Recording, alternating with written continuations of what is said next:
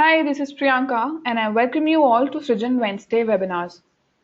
For those of you who are attending for the first time, this is a community initiative by Srijan Technologies. As a part of this initiative, we host webinars every alternate Wednesday. We invite experts from different domains who talk on a variety of subjects like front-end technologies, UI/UX, mobile apps, media, entrepreneurship, community building, digital marketing, and many more. Today we will discuss specific examples of how the flexibility and scalability of Drupal Commerce can be used to support complex, high-volume product catalogs that would be difficult to support using alternate technologies.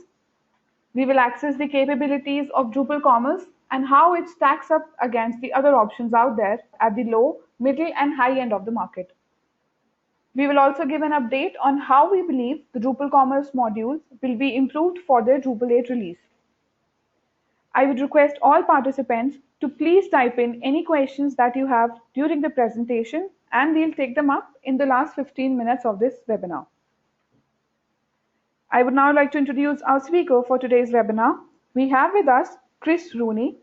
Chris is the president and founder of Digital Bridge Solutions, an e-commerce focused digital agency in Chicago. He started Digital Bridge Solutions to help mid-market enterprises compete and win in the digital channel. As the company's leader, he instills the highest level of commitment and client focus in each project, all the way from strategy to execution and business results. When he is not helping clients grow their businesses online, Chris is an ambitious athlete participating in boxing, kung fu, yoga, parkour, CrossFit, triathlon, etc. So while you get hooked on to Chris's presentation, don't forget to take this conversation live on Twitter using our hashtag SrijanWW. You can share your thoughts by tagging us in your tweets using our handles @Srijan and @DBridgeChicago. So without taking up any more time, let's get started. Chris, over to you.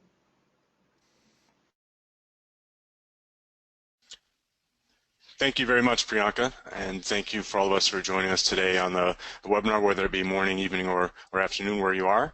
We're excited to be participating as part of Srijan Webinar Wednesdays, and excited to talk to you guys a little bit about the things that we've done with Drupal Commerce to build really scalable e-commerce sites. As Priyanka mentioned, feel free to take the conversation to Twitter as well. We have our company Twitter handle here on this initial slide, and my contact information here as well via email if I should happen to remind all of us about that at the end. So again, thank you very much and glad to be part of this Webinar Wednesdays, and let's get started. So first of all, for those of you on the webinar, may not have been all aware that Drupal does e-commerce as well. So the first question might be, wait, you mean Drupal does e-commerce too? Well, yes. And we here at Digital Bridge Solutions feel strongly that Drupal is not only a leading enterprise caliber content management solution, but can go right head to head with some of the other enterprise class e-commerce solutions as well, thanks to some of the flexibility components and strengths of Drupal that Priyanka mentioned earlier. A little bit about us before we get started into some of the depth of the content here. So Digital Bridge Solutions, we started our agency back in 2009, and what we do is focus on building digital commerce and content experiences for mid-sized enterprises. Some of the colleagues and friends and partners we work with are up here in the upper right. So we are an Acquia partner, as well as a Commerce Guys delivery partner. We are also supporting members of the Drupal Association. Some of our clients here are listed on this slide as well. And here's a picture of our team that we took recently. And as a quick contest and a bit of interactivity, we'd love to hear if anyone on the webinar today can identify the name of the famous train, or what we call our trains here in Chicago behind us. So if you're able to type into the chat section of the name of that train, or feel free to tweet it out to us at @DBridgeChicago. We'll give you a bit of recognition at the end of the webinar for your knowledge, your Chicago knowledge. And as we move on from there, so we wanted to start off briefly talking about what is e-commerce, to get a baseline of understanding the different components of e-commerce when we talk about that term. And yes, e-commerce certainly means online transactions, the ability to take in revenue, dollars, currency for a particular item that you sell online. But really, e-commerce is so much more than that in our mind. E-commerce also includes the presentation layer and the need to find an intuitive way for users to browse your products, whether they be on a desktop or a tablet or a phone, and interact with your merchandise in a way that's appealing and intuitive to them. E-commerce also means product catalog and product information management. So all the information about your product and the various SKUs underneath that product, including the different sizes and colors and prices that may be associated with different SKUs, all of that's included within e-commerce as well, and being able to manage all of that product information.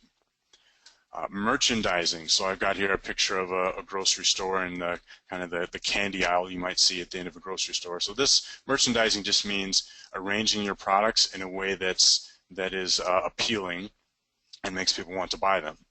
And then finally, order management and fulfillment. So I've got a picture here of a kind of a warehouse fulfillment operation center. So after that order is taken, finding out where and how you're going to fulfill that order, putting it in a box, and actually getting it out to a customer is also a big part of e-commerce as well. And then finally, integrating that online channel in with all the different areas of your business is another key component that's often overlooked with e-commerce. So that's really 6 different areas of e-commerce that all wrapped up together make a pretty comprehensive umbrella for all the things that we're talking about when we talk about e-commerce.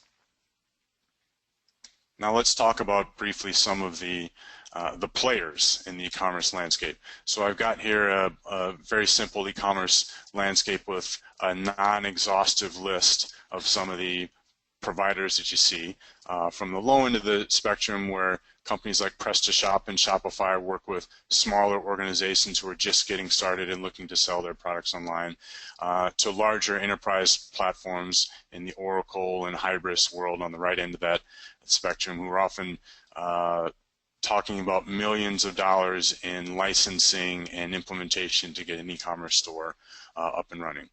And we put Drupal Commerce more or less kind of in the middle of that spectrum towards the right, in that we feel strongly that it is an enterprise-capable platform, certainly capable of going head-to-head and beating the Demandwares and Oracles and Hybrises of the world, but also because of its open source nature and $0 licensing fee, it's certainly accessible for more mid-size enterprises who are looking to sell their goods and services online.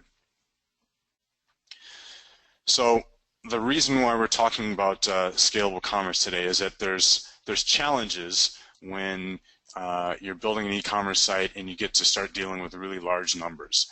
And those of you who've been around for a while may remember there was a great commercial, I wish I could have played it today, done by UPS, and it talks about a fictional e-commerce company called smartbiz.com or something like that.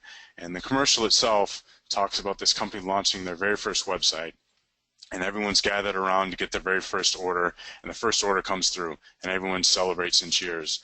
And then the next order comes through, and people are cheering and laughing and smiling, and then the next one, and they get to 100, and then 1,000, and before you know it, their order counter is kind of spinning rapidly, and they get up to over a million orders, and they're looking at each other saying, "Oh no, we don't know what to do with all of these orders." So wasn't able to demonstrate that commercial for you here, but it's a famous UPS order, a commercial called Too Many Orders. So the point of it is that once you start dealing with very large numbers of orders, sometimes things break, things can fall apart, and the things that fall apart often are in alignment with each of those different areas of e-commerce that we talked about previously. So let's talk about each of those areas in kind. So things that can happen when you're scaling to get to large numbers of products or SKUs in your catalog, things that can happen when you get to thousands or even millions of transactions and trying to handle all those, things that can happen when your features get large or bloated related to merchandising or order management or to display. All of that adds more code onto your website and can cause you some scalability challenges. And then finally, integration challenges. So we'll talk through each of those categories of challenges individually and talk through some of the ways that we've helped our clients solve those.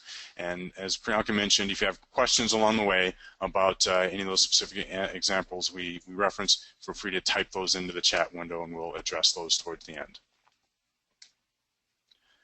So initially we'll talk about challenges with high numbers of products and SKUs. And so when you get to large catalogs, and we're not talking about the thousands here, but tens of thousands, hundreds of thousands, even millions of products and SKUs in your catalogs, the things that can happen or be challenging to you are, one, just database performance. Being able to hold a database with all of those products and then all of the attributes about those products while continuing to keep the database operating efficiently and smoothly so that it can serve content out to your website.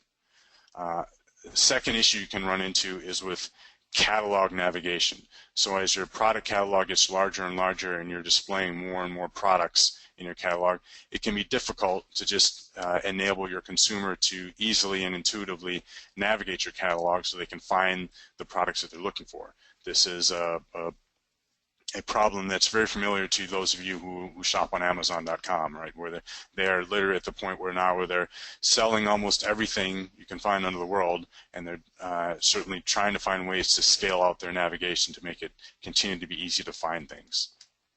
And then finally, product management can be a challenge. So updating information about all of those products to keep them up to date.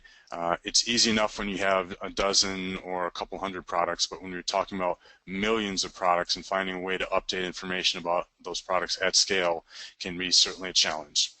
The implications of these challenges are worth talking about as well. So what you can end up with an overloaded database is you have kind of a slower website that's harder to navigate. You can have unsatisfied and confused customers who can't get through your catalog because they can't find the product they're looking for. And then when it comes down to updating product information, you can just have an overwhelmed and at the end of the day, sad e-commerce team. And all those things add up to bad, unsmiley faces. So we'll talk about some of the ways that we've helped our clients deal with some of those scalability issues as it comes to product and SKUs. We'll talk about one client in particular, Hawk USA, which is a business-to-business provider of electromechanical components. And Hawk is running a Drupal Commerce site that has over 500,000 SKUs, stock keeping units, in their catalog. And each of those SKUs has at least 20, sometimes more, custom attributes per SKU. So different SKUs have different attributes with them. And we built a product configurator for this client that can help you identify and configure a particular electromechanical component from a universe of over 4 quadrillion potential outcomes, because there's so many different attributes, so many different variables that you can select for one of these configured parts. The universe of possibilities is extremely large. So the challenge we face is how do we enable all of that? How do we enable a user to browse, interact, and transact with those types of products when we're dealing with that big of a product catalog? So one of the things we did is actually extend Drupal and use a external optimized MySQL database to store a lot of that product information in, so that we didn't have to bring all that information into Drupal and end up weighing down the database in Drupal. So we're able to kind of strip away all of the application overhead for Drupal and just use this database for storage of the product attributes that we needed. And the only product attributes of that 500,000 SKU catalog that ended up needing to be in Drupal were things like part number and price and inventory level. And the rest of the things we could just pull in on the fly using customized and optimized queries against that MySQL database. The other thing that we've done to make the catalog easier to navigate is use the Solar module, to use the Solar-based faceted navigation so people can easily drill down into different product catalogs, see product counts and inventory levels, all using the Solar module, kind of the search-enabled module, to help make that catalog easier to navigate.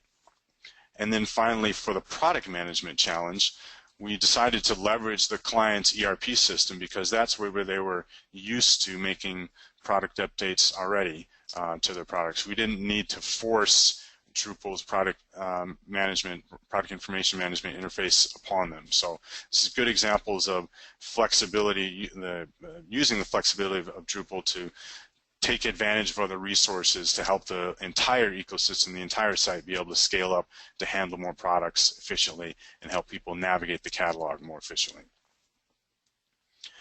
So now that we talked a bit about products and SKUs, let's talk about what happens when you get to large numbers of traffic and transactions with a website.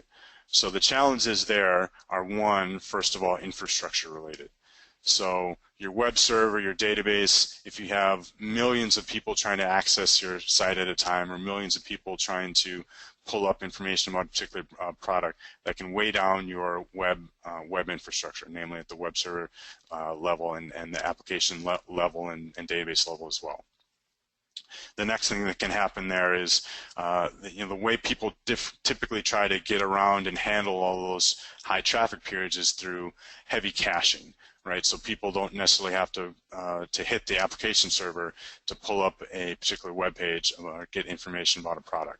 However, that can sometimes put the client business at a disadvantage because they oftentimes will want to put up new information about a product, perhaps change the price, put up new imagery, and that information is not going to get to the end customer if you're heavily reliant on caching. So managing the cache and potentially being able to purge the cache and get new product content out there is another challenge that you're going to run into when you have lots of people hitting your website and pulling up information. Scaling up uncached areas of the site. So certainly there's certain areas of the site, checkout is the most obvious one. They're simply because they're so customized to a particular customer and what they have in their shopping cart that you're not able to cache them. So you're always going to be throttled to some extent as to how many people can have going through your checkout at one given time, which is a challenge because that obviously throttles the amount of money that you can make online. So you want to scale up that bottleneck as much as possible.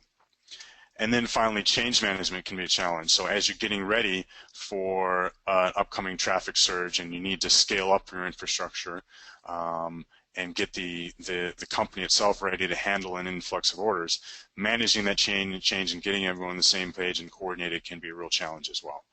So the impact of all of those things together can be very substantial upon the business.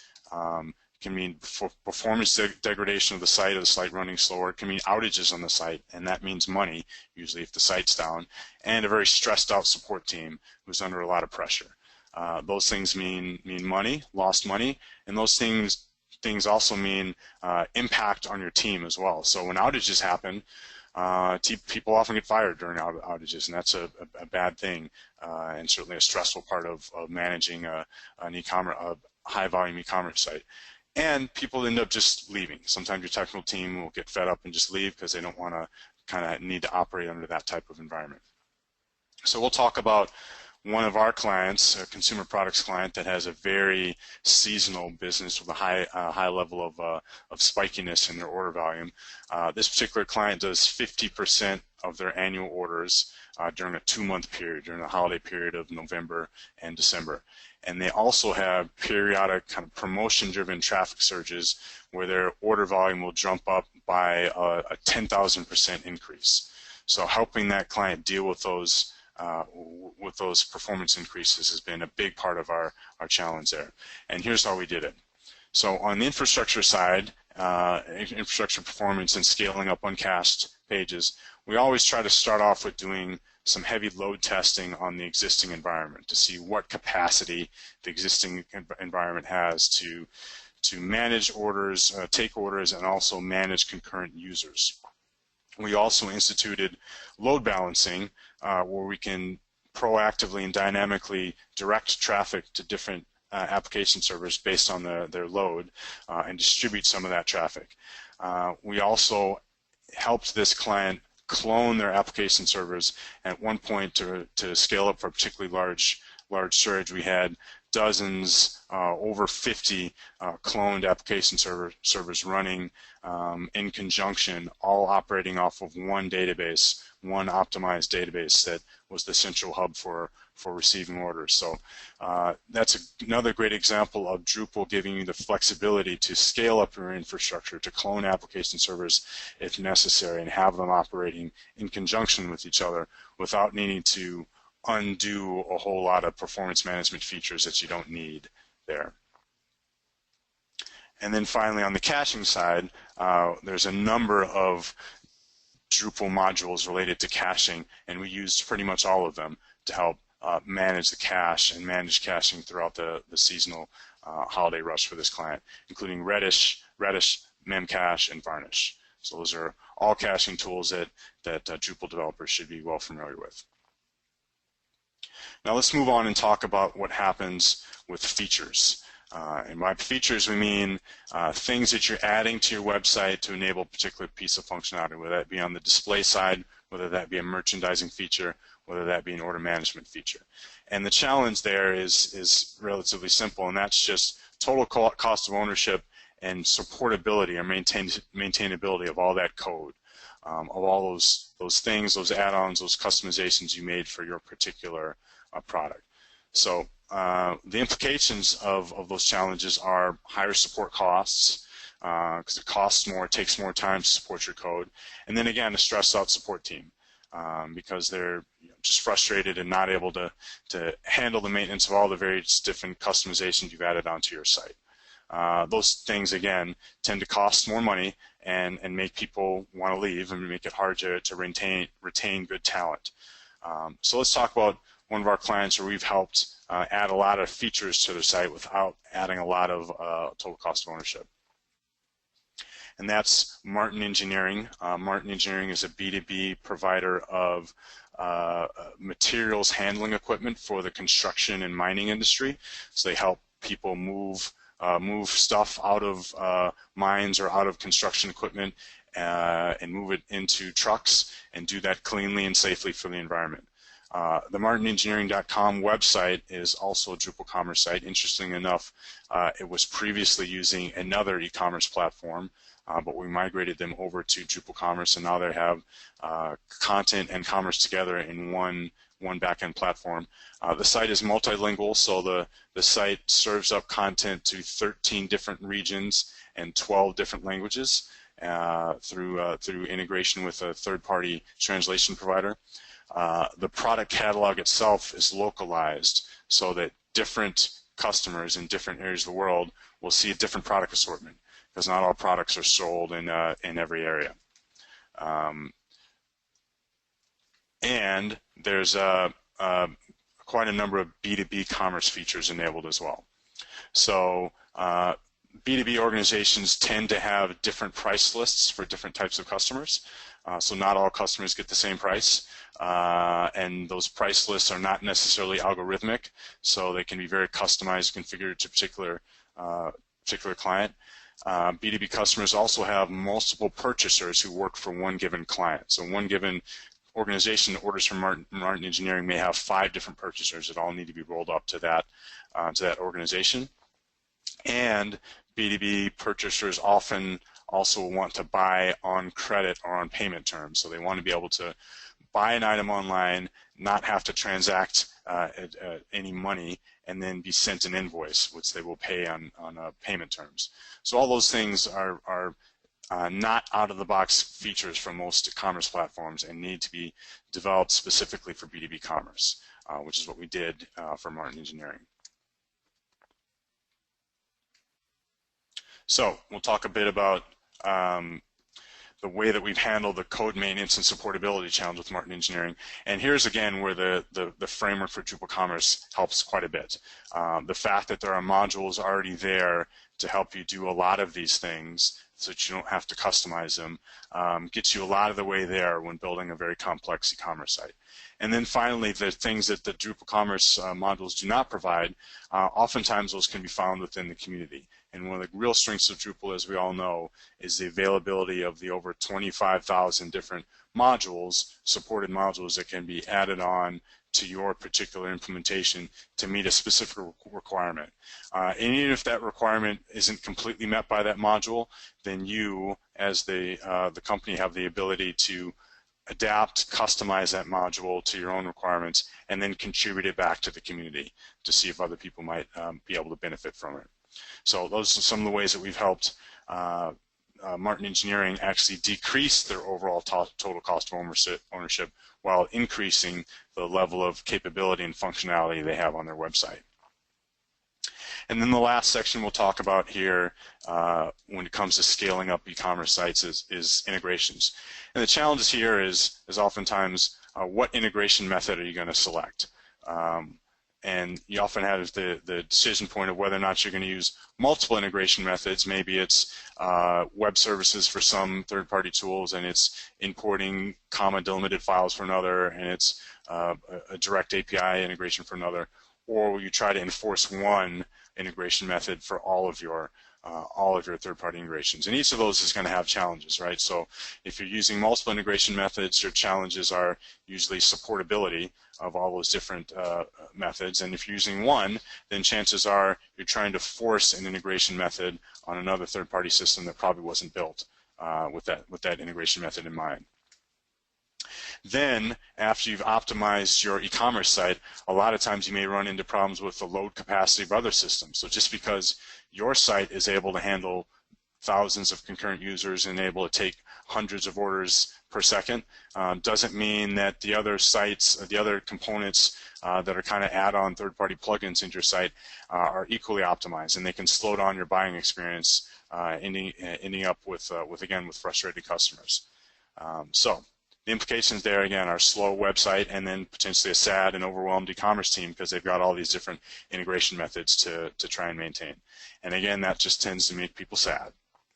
So we'll talk about some of the ways that we have dealt with some of those integration challenges, and I've got here up on the screen just a kind of a smattering of some of the different things, third-party tools that we've helped our clients integrate Drupal Commerce with. Everything from MailChimp for email campaign management to Salesforce.com for CRM to Destiny for store locations, SmartLink for online transactions, Oracle JD Edwards for ERP, Authorize.net for credit card processing, Exactor for tax calculations, UPS for order fulfillment. All of those things are integratable into Drupal Commerce, and the way that we've done that in the past is usually using modules. So many of those items up there have existing community modules available out there in the community that can help you develop and integrate with each of those platforms. Or there's other modules, one that comes to mind is called Migrate, that helps you get data from other systems into Drupal. The other method and policy we oftentimes use it as well is asynchronous integration, and that means making sure that the website can take an order without being dependent upon another third-party system in order to take that order. And that oftentimes comes into place with our integration with our back-end ERP system or warehouse management system, whereby even if that the warehouse management system or the ERP system is down, or that integration is overloaded or simply not functional, we still want the website to be able to take orders in that situation. And we want the website to be uncoupled from the back end so that we can kind of batch up orders and send them over to the other side for fulfillment during periods of lower traffic. And then the best way to check out the load capacity of other systems is just through monitoring. And one of the tools that we use a lot here at Digital Bridge is called New Relic, that helps us monitor the entire e-commerce ecosystem, not just Drupal Commerce, but also the underlying infrastructure and the connections and integrations to some of the other pieces that we integrate with. So,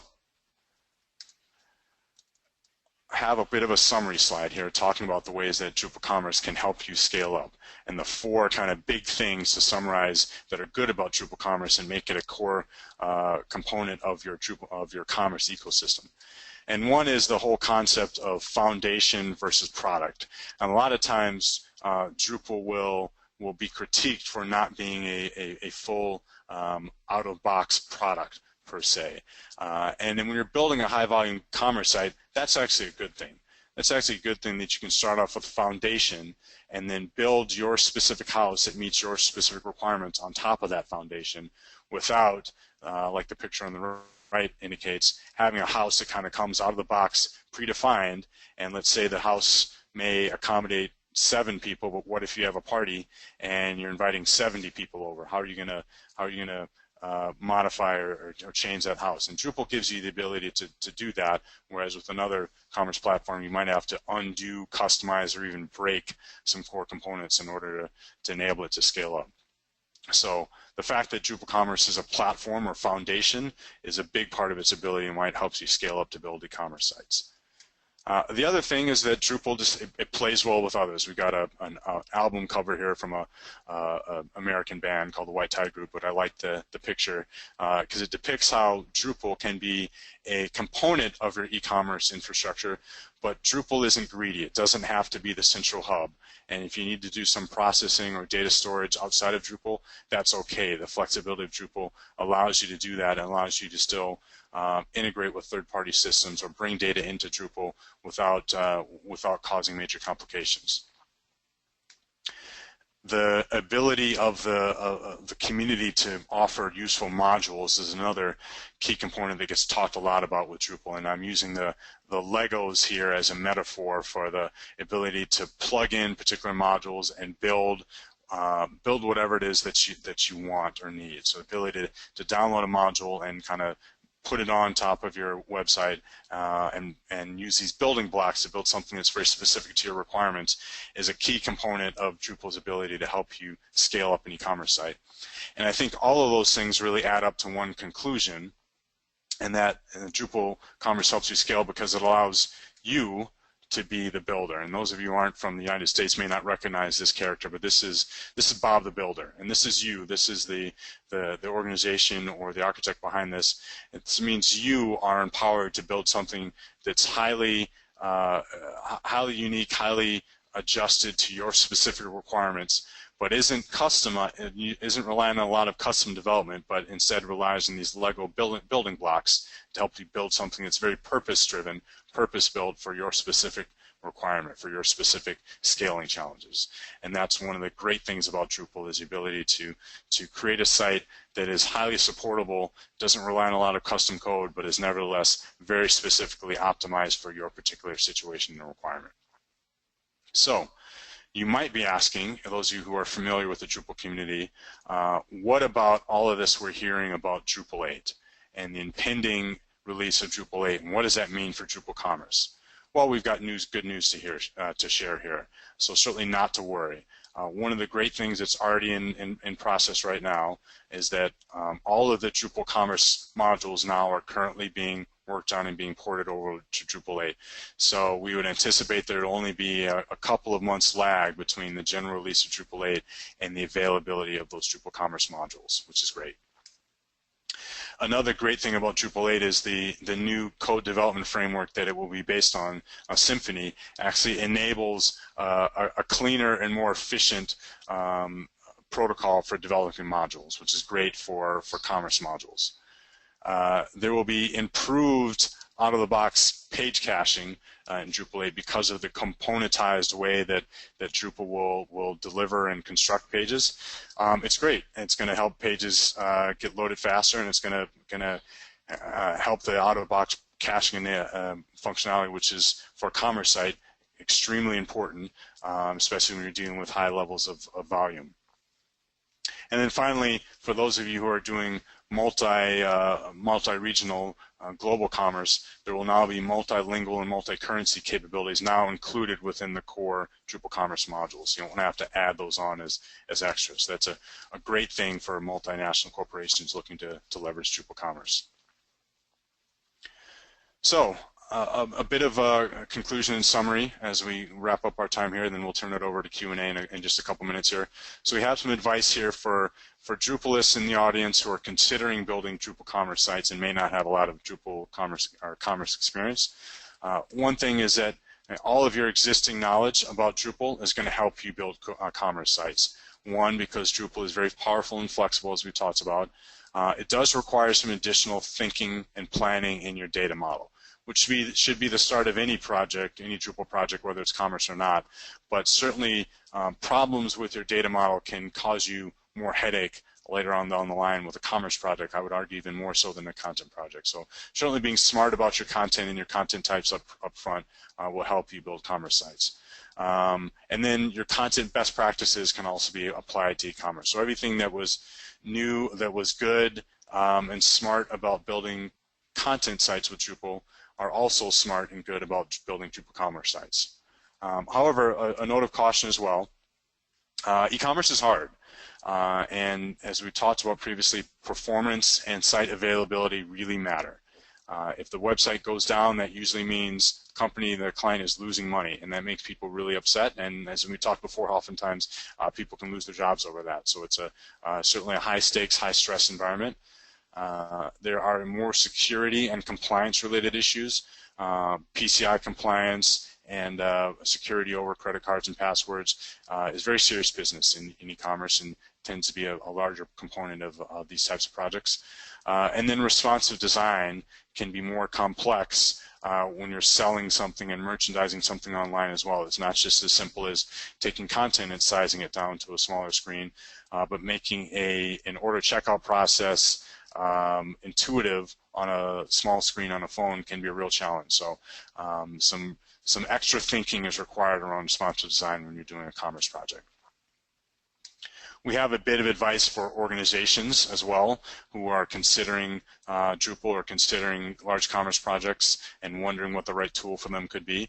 So typically, if you have some of these characteristics listed out here on the slide, like if you have any sort of non-standard order or checkout process, or if you're selling complex or configurable products that need a lot of kind of customer manipulation in order to get something that's actually saleable, or if you have a multi-step buying process that needs perhaps some guided selling that walks a customer through a particular scenario before you can figure out what the right product for them is, or if you have complex business rules around pricing, different customers get different prices, or certain products are only available to certain customers. That tends to happen in a lot of B2B environments, or anything unique on the back end that needs to be connected in some sort of unique way. Those are all the things that Drupal Commerce is really good at, and I would argue even better at than some of the more packaged, proprietary, off-the-shelf commerce solutions. So if any of those things sound like you and your organization, then Drupal Commerce could be a good fit for you. And with that, I think we'll move it over to questions and open up a little bit early for some Q&A. Priyanka? Wow, that was a great session, Chris. Thank you for giving us a perspective on the e-commerce platform options that are available and sharing where Drupal Commerce fits in and how organizations can truly benefit from it. Also, I'm pretty sure that our audience would really benefit from the quick tips that you just shared, both for the Drupalists and as well as the organizations. Moving on, I'm sure you guys have questions. In fact, we already have received a couple of questions. But still, if you have more questions, please press the raise hand button on your control panel to ask your question using your microphone, or you can type them in the chat box on your screen. Just another reminder before we take our first question that you can also take this conversation live by tweeting using our hashtag SrijanWW and tagging our Twitter handle @Srijan. So our first question is by Ubaid, who wants to know, what support structures do you normally offer to your clients concerning payment transactions? What support structures do we offer to our clients concerning payment transactions? That was the question, Priyanka? Yes, that was the question.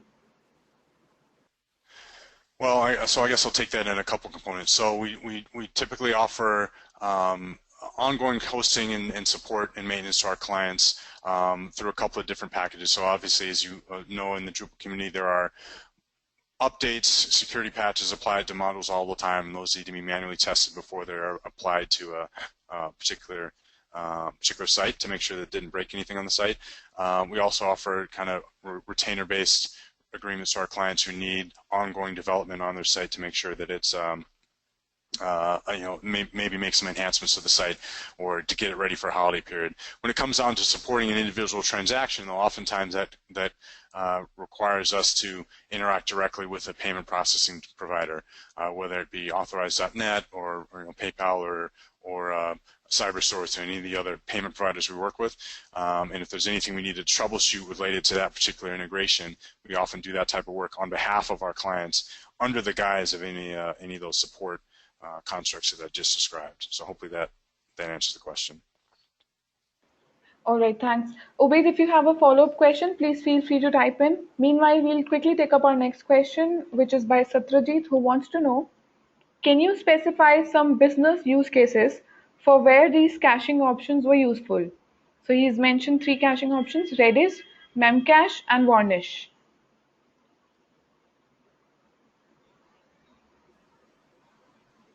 Yeah, and all of those modules, Redis and Memcache and Varnish, are useful for commerce sites and content sites as well. So the specific use case is, again, if you have thousands, hundreds of thousands of people hitting your site, and you don't want every time a page gets called to have to hit the application server or the database in order to serve that page, then those modules can help serve up a previously cached version of that page that can be served up to the client a lot faster without hitting your back-end infrastructure, without stressing your database or your actual application server. So it ends up the client is happy because they get the customer's happy. They get what they're looking for without needing to wait on a web page load, and then your infrastructure's happy because it's not getting hit with all those extra unnecessary requests to serve up a page that's already been previously generated. Satrajit, I hope that answers your question. Our next question is by Manik, who wants to know, is it suitable for a Yellow Pages kind of a catalog service with only a few services being paid? I believe he's referring to a point that you had just explained. To Yellow Pages, meaning like an online directory where there's only a couple of integrations. Was that the question, Priyanka? Yes, I believe, yes, that's what he's referring to. Let's see. So if there are, I guess when I think of Yellow Pages, I think of many advertisements for businesses, but perhaps not a lot of online transactions happening. But certainly the ability to use a caching module like a Varnish or a Redis or Memcache to enable you to serve up that content across what could be millions of nodes for a Yellow Pages type of application. Yes, that seemed like that would be another good application of any of those caching tools. Now, again, if you don't have the challenge you have with all those caching tools is that the first time that someone requests that page after you've cleared the cache or restarted the server, they're going to get a slower, a longer, more delayed page download because it's the first time that page has been created or accessed. So you may see more like 5, 7, 10-second page download times for that with the very first time a page is created, and that could come into play if you have a large product catalog or a large Yellow Pages type of site where some of those pages are accessed very infrequently and there's not a cached version of that page available. Then you have the potential for a less than optimal customer experience. But the important thing to remember is that the next time someone requests that page, it's going to be served up much faster.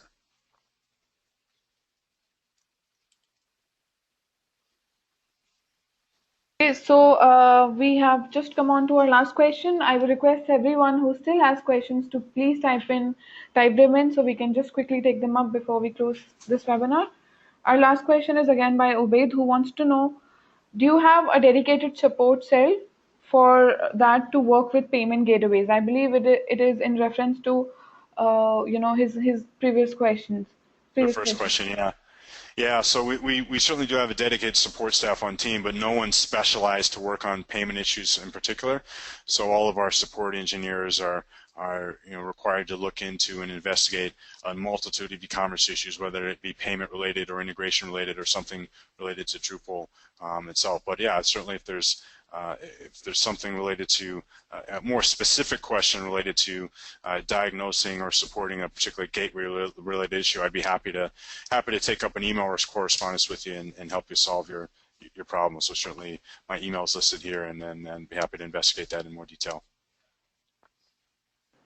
Okay, I hope that answers your question. Manik again has a follow-up question who is asking, what about catalog navigation? Again, it's in subsequent to his previous question. So what we've used for helping clients navigate their large catalog is, a lot of times faceted search is what they'll call it. So if you have a number of product catalogs and then product categories, excuse me, and the number of subcategories that are rolled up into those, we can make what's called search facets. That can enable you to kind of drill into that catalog dynamically and not have all of your catalogs, all of your categories exposed to a customer at a given time. So we've used Solar, but there's also another search API or another tool available for helping faceted navigation as well. We've used both to help people drill into categories. So the idea is, again, there's categories are nested in within each other, and as you drill into a major category, which may be shoes, then the next subcategory underneath that could be brand of shoes, and the next category underneath that could be style of shoe, whether it's running or basketball. And you drill down and down, and you can have a listing of products available under each of those subcategories, and all that's enabled through a Solar-based faceted navigation. Thanks a lot, Chris. Another question by Ubaid. He wants to know, do you have any thoughts or ideas on data analytics to work with Drupal and Drupal Commerce for recommendation engine? Yeah, that's a really good question, because a lot of times after you've collected all of the commerce data, trying to make sense of it and identify trends is something that doesn't have a lot of, Drupal does not have a lot of out-of-box capabilities for. So we've worked with other tools.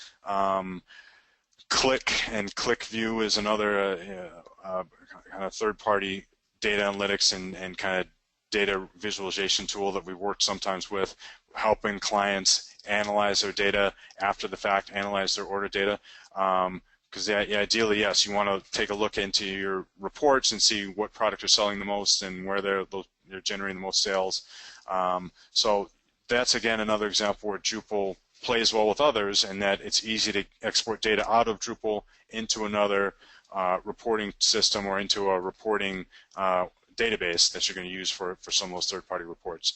A lot of our clients are finding that they initially try to get some of those order volume reports out of their ERP package, but find their reporting capabilities, their ERP package, not satisfactory as well. So it's an example where typically we look to a third-party tool for data analytics to augment Drupal's capabilities there. All right, thanks. Our next question is by Vivek, who wants to know why Drupal Commerce is better than Ubercart. I believe he wants to know how is it better, because they're much familiar with Ubercart, and what are the major benefits over Ubercart. I'm sure you all have experience with both. Yeah, so that's a great question, and we do have some early development experience with Ubercart as well. So I guess I'd say that all of the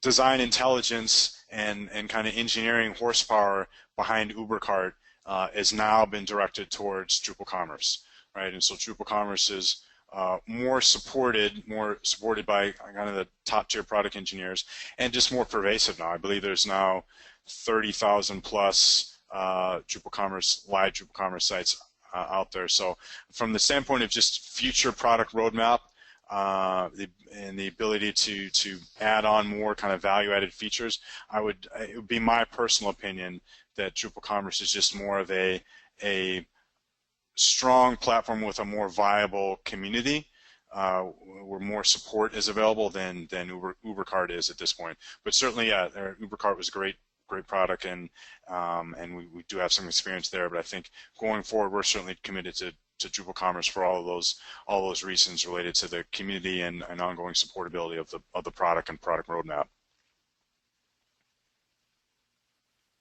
Right. Thanks a lot. That pretty much brings us to the end of this webinar. I would request all those who still have questions to please mail them at webinars@srijan.in. You can also reach out directly to Chris, and his contact details are shared on the screen. Thank you once again, Chris, for leading such a knowledgeable session. We are sure everybody found your presentation very interesting and insightful.